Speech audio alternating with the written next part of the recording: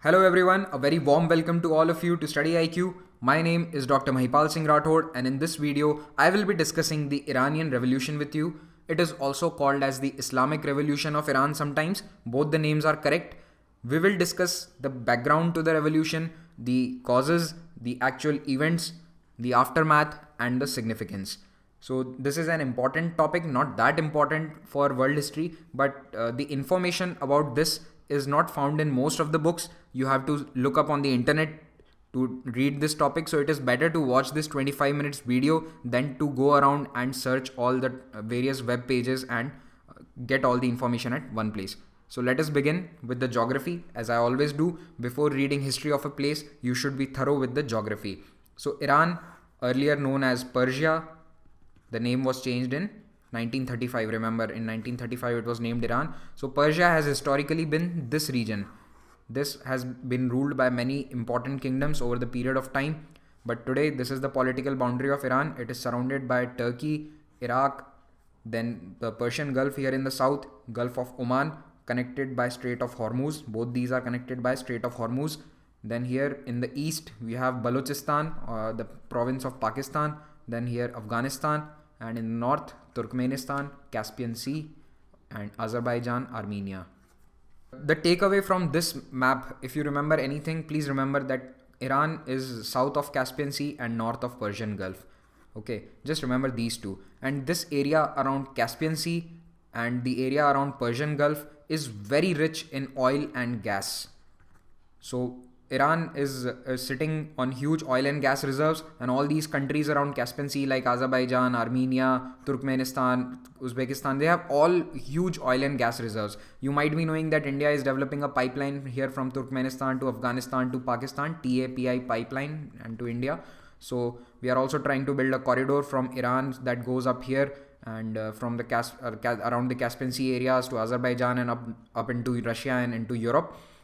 This is because all these regions are energy rich, and India, Asia, the South Asia is energy deficient. So we have huge demand of oil and gas, but we do not have oil and gas resources to match our demand. So we need connectivity from this region.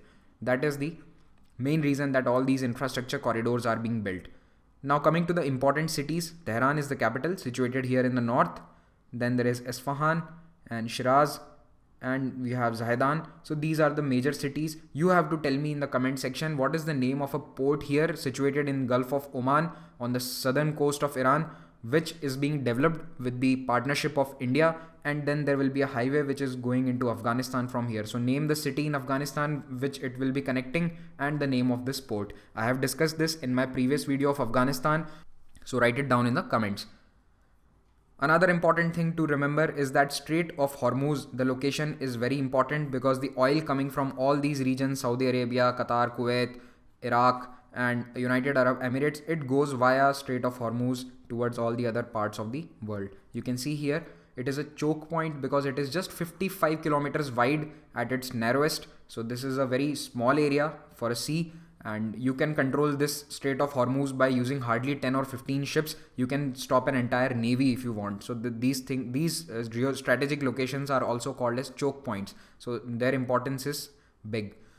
20% of the world's oil passes through it. As I already told you, the Persian Gulf, all the oil coming from these Gulf nations, it goes via Strait of Hormuz towards India and America and Europe. So that is the importance of Strait of Hormuz. Remember this name. Now I will talk about the brief history of Iran. So in the medieval ages, Safavid dynasty came to power in 1501, lasted till 1736.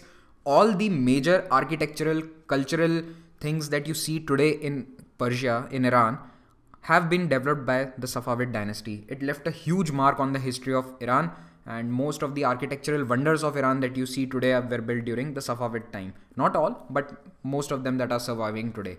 And Safavids made Shia Islam as the official religion. It was the largest Shia kingdom ever. Then came the Qajar dynasty in 1785, lasted till 1921.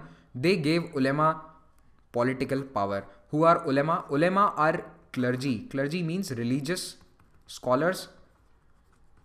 So these are religious scholars who have studied religion, law, justice, and they are used for dispensing justice. So earlier there were no Supreme Courts or High Courts.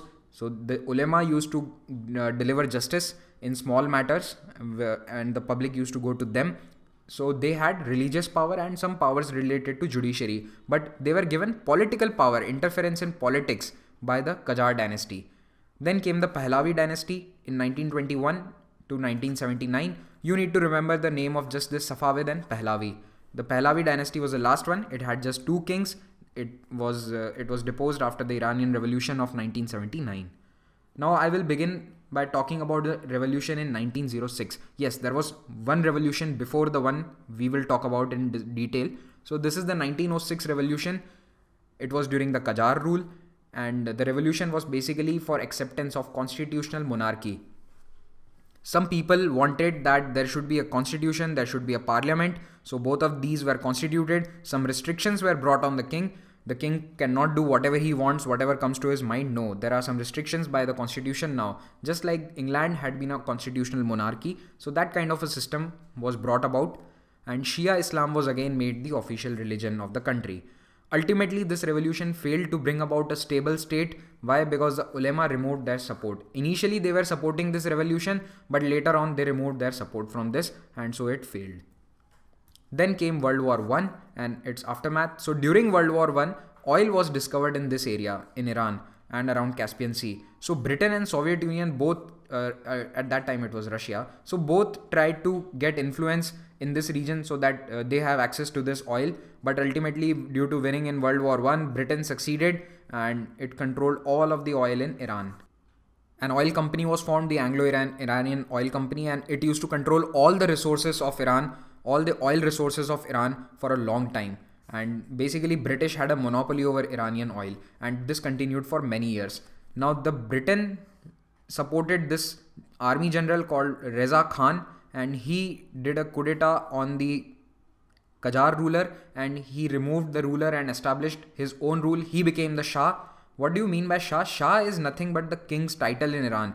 Whoever is the king in Iran, he will be called Shah. Many of the Indian kingdoms also adopted this, especially in the Bahmani kingdom in the south of India. So they also use this title of Shah. So Shah means nothing but king. So he changed his name from Reza Khan to Reza Shah, and he established in 1921 he became the prime minister. Later on he simply removed the king in few years and he established his own Pahlavi dynasty. Now he was supported by the British. Why? Because of oil, and he established a secular western type of government, and he had a dictatorial rule. The ulema went against him because of this dictatorship and due to bringing the secular form of government, because he had removed Shia Islam as official religion. Now it was a secular government. Basically what Mustafa Kemal Ataturk was doing in Turkey, he tried to do in Iran, and he used to copy him as well.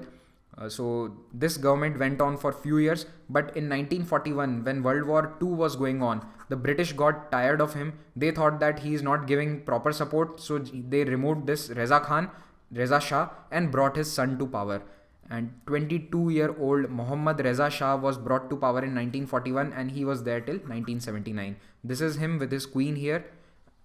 After Reza Shah was brought to power, he also brought in democracy, and in 1951 elections were held, and these elections were quite fair, it is said, and Mohammad Mossadegh became the prime minister.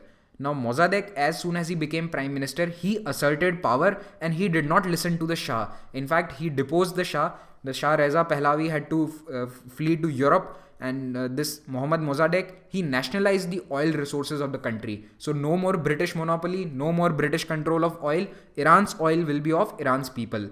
But MI6, that is the secret agency of intelligence agency of Britain, they sought the help of CIA, the American secret intelligence agency, and they both engineered a coup against the prime minister Mohammad Mossadegh, and he was deposed in 1953. The Shah was brought back to power, and this time he was told that maintain your own power, do not give too much democracy, make prime minister whoever is favorable to us, and rule with a strong hand. Okay, do not give too much democracy to the people because we want oil. That was the reason. Oil was the reason for this coup, and also there was some threat of communist insurgency in Iran. The Communist Party was gaining some power, so America thought that there can be a communist revolution, as there was going on in lot of other countries in the world at that time. So it was also part of the Cold War. Now this Shah brought some reforms in the 1960s, and he started with the economic reforms. There was a lot of growth and development in the country. New highways were built, new factories, new oil refineries were built. Oil industry developed, and Iran slowly became a close ally of USA and other Western powers. But he also brought in westernization because he started modern education, new universities which allowed women to go to colleges for modern education, then many other institutions like the Western democracies, and also Western culture was brought about. So you can see in this earlier photo, he himself is wearing a Western suit and tie, and it was said that he is quite westernized himself. So Iran's society was becoming westernized, and he himself was considered quite a Western leader in a sense. But he was opposed by many people who were conservative, and the leader of such people was this person. His name was Ruhollah Khomeini. He was a cleric and a religious leader from a place called Qom, and he opposed this reform process of the Shah because first, increased women's right. Women were not allowed to vote. They were now allowed to go to college, universities. This was not liked by the conservatives. He also said that the Shah is rigging elections.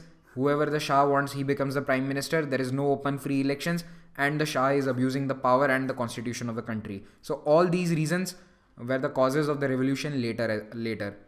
In 1963, this Ruhollah Khomeini, he protested against the Shah and he was arrested, and after few months he was exiled to Iraq.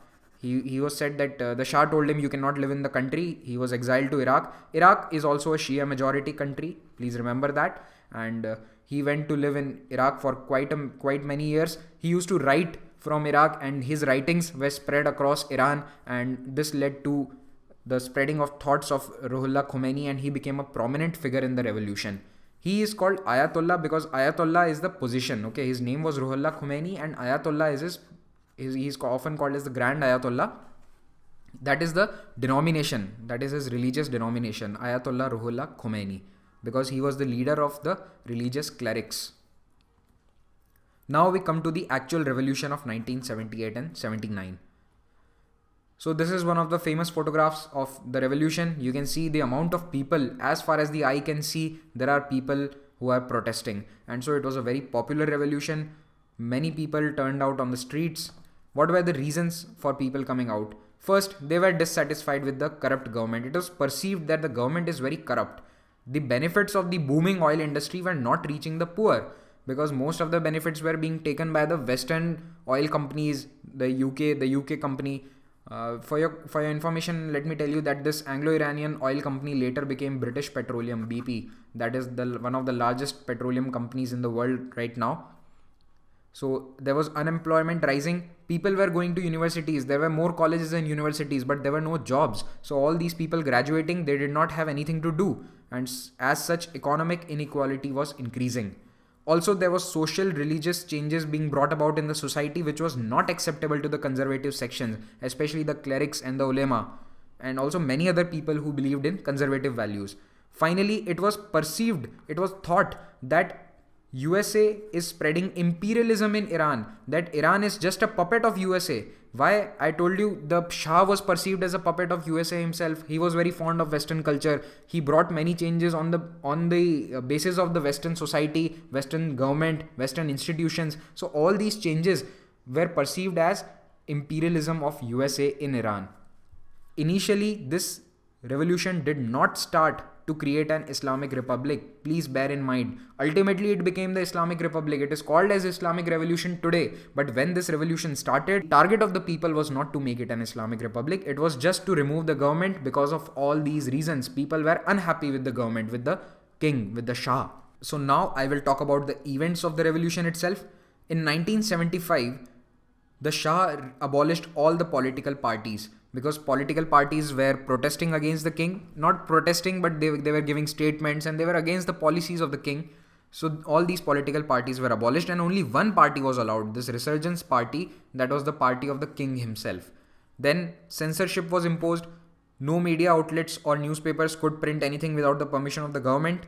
All the political prisoners were being arrested. The secret police was arresting them one by one and putting them in secret prisons. They were being tortured there. Finally, in October 77, protests began. Students formed a large part of these protesters.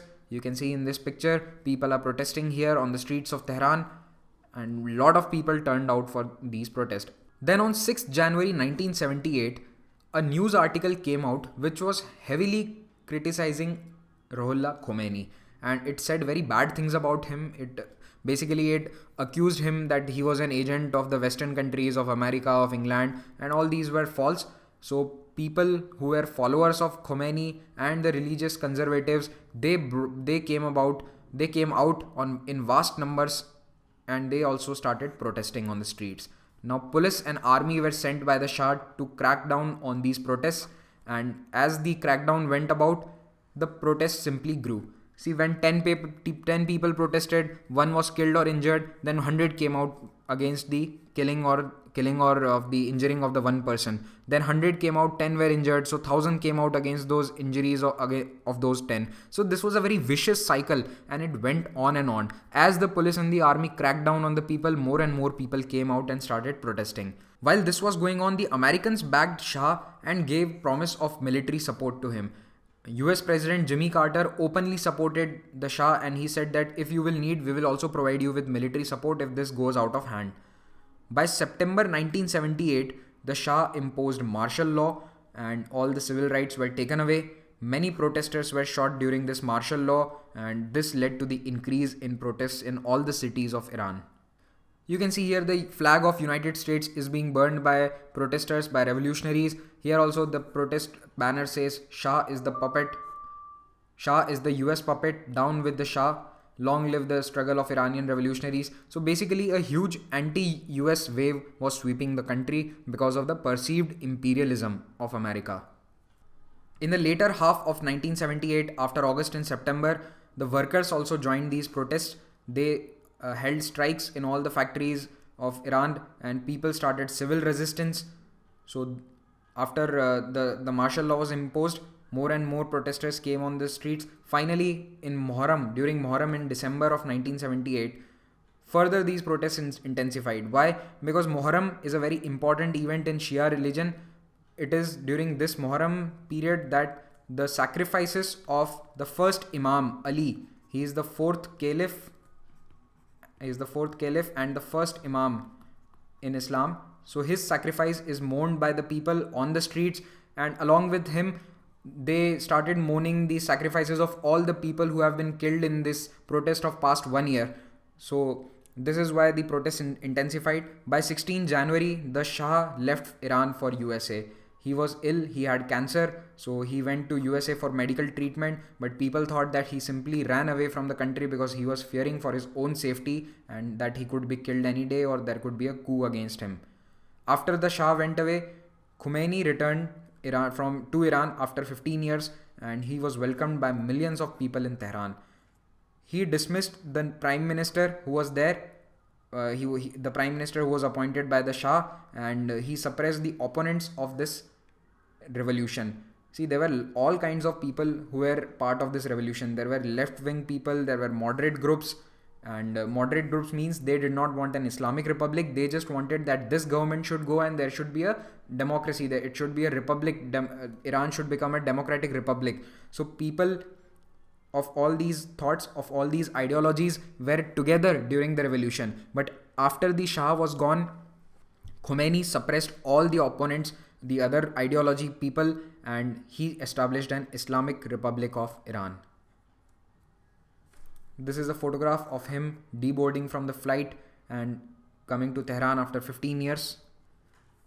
So after a few months, in the 3 months period when all the opponents were suppressed, so after that they held a vote. They brought in a new constitution, and this new constitution was passed by 98% vote, and then Islamic Republic of Iran was established. There was a president in this new constitution, a parliament, and elections will be held regularly. But the special feature of it was the presence of a supreme leader.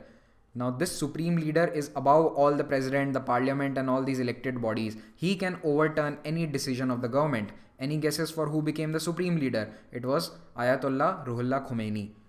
Any appointments can be made by the supreme leader. He can choose the leader of the army, the leader of the navy, any high court or supreme court judge. Sharia law was adopted, and it is still followed in Iran till today.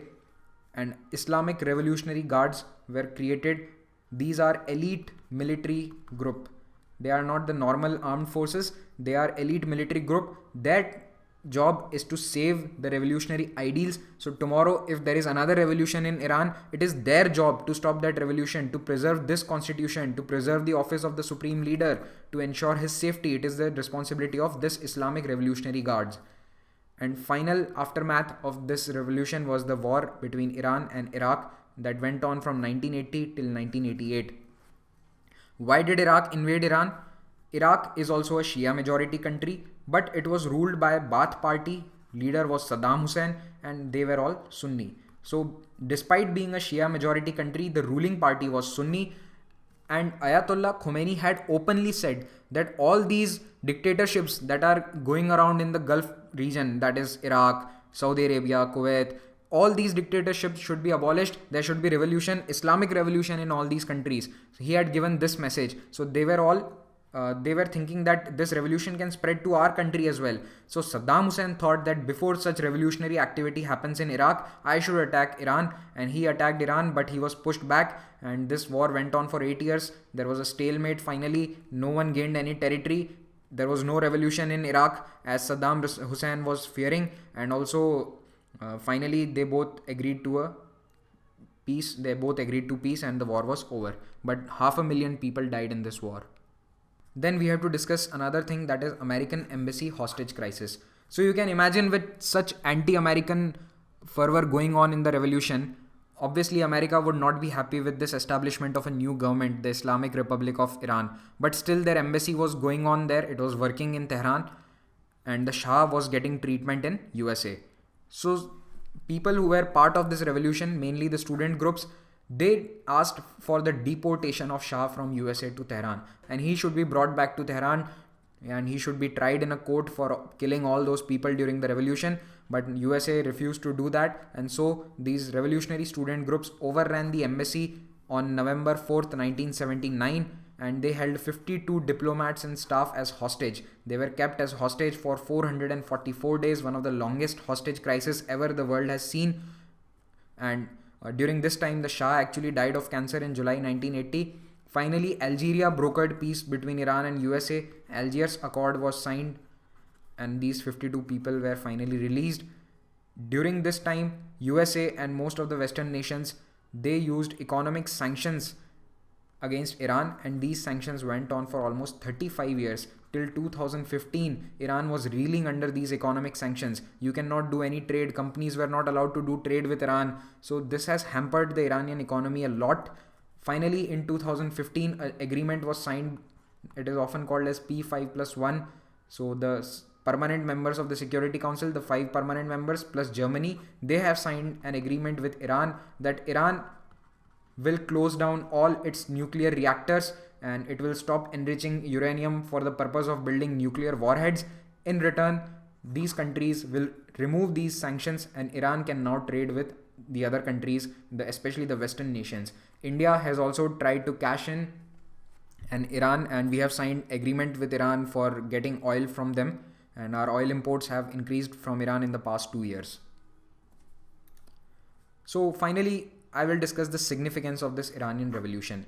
Why is this so significant? First reason for being significant is that no usual causes for revolution that have been seen throughout the history were present during this Iranian revolution.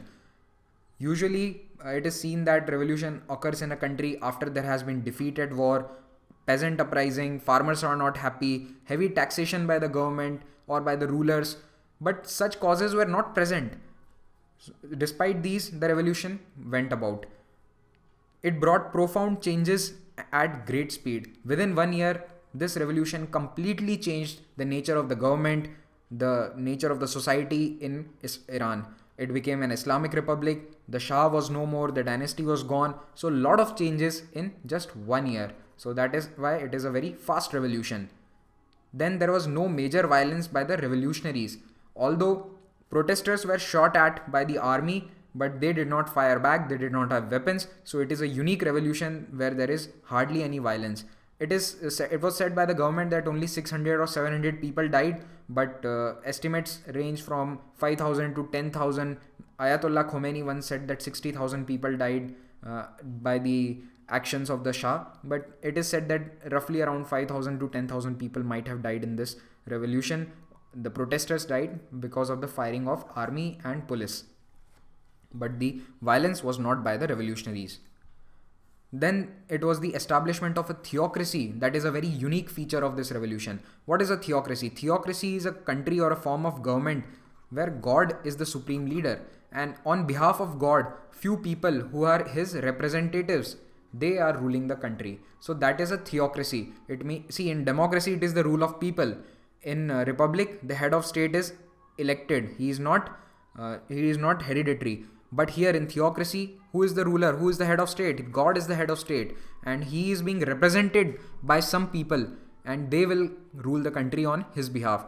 So this theocratic government was called, this policy of theocratic government was called Vilayat-e-Faqih by Ayatollah Khomeini. He gave this concept of Vilayat-e-Faqih. It means guardianship of the Islamic jurist.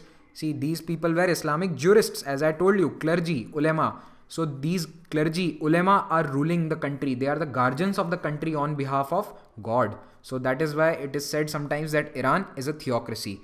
Okay, it is not a pure theocracy. Please bear in mind, there are elections in Iran, but it can be said to be a theocracy. Then lastly, very important feature, this revolution brought power to the traditional clergy and not to the new society or modern political parties. Everywhere you will see in Russia, first there was the Tsar, and from the Tsar, the power came to the Communist Party. Okay, in the American Revolution, earlier British rule was there in the colonies. Then from them the power came to the colonists themselves, the local people who were living in USA. So you will see that power either goes to the new sections of the society, like in French Revolution, the power went to the people, or political parties, basically modern entities. But here, this is the first revolution in which power went to the traditional people, the traditional clergy, and not to the newer forms of government. So that revolution of Iran, the government system that was brought about, it is still persisting, it is still going very strong, and Iran is a powerhouse in the Middle East, the Western Asia region, and the current supreme leader is Sayyid Ali Khamenei. The earlier supreme leader, as I told you, was Ayatollah Ruhollah Khomeini. He died in 1989 and he was succeeded by Sayyid Ali Khamenei. He has been the supreme leader for the past 27 years, and the latest elections held in 2013, they elected the new president. His name is Hassan Rouhani.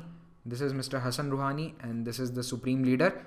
So this is the Iranian Revolution. StudyIQ has bank and SSC exam tablet and pendrive courses, using which you can prepare sitting at home without going to any coaching classes.